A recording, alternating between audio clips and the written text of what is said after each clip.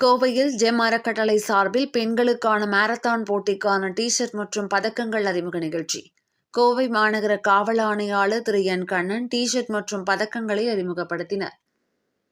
GeM அறக்கட்டளை சார்பில் கோயம்புத்தூர் மகளிர் மாரத்தான் போட்டியின் 3வது பதிப்பை February 22, 2026 ஞாயிற்றுக்கிழமை அன்று ஜெம் மருத்துவமனை வளாகத்தில் காலை 5:30 மணிக்கு முதல் ஓட்டமாக தொடங்குகிறது.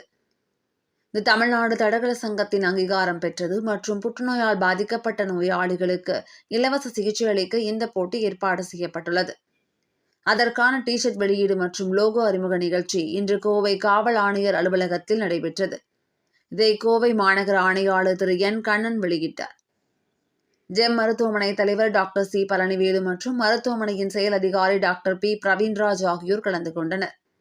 அவர்களால் நிறுவப்பட்ட ஜெம் அறக்கட்டளை கடந்த 25 ஆண்டுகளாக பல்வேறு மருத்துவ முகாம்கள், ஏழை எளிய மக்களுக்கு இலவச அறுவை சிகிச்சைகள், புற்றுநோய் விழிப்புணர்வு பிரச்சாரங்கள், மாணவர்களுக்கு கல்வி உதவிகள் போன்றவற்றின் மூலம் சமூகத்திற்கு சேவை செய்து வருகிறது. ரோட்டரி கிளப் மற்றும் மெட்ரோபோலிஸ் அமைப்பின் மூலம் 100 நோயாளிகளுக்கு சுமார் 3 கோடி மதிப்பிலான அறுவை சிகிச்சைகள் ஜெம் மருத்துவமனையில் இலவசமாக செய்யப்பட்டது.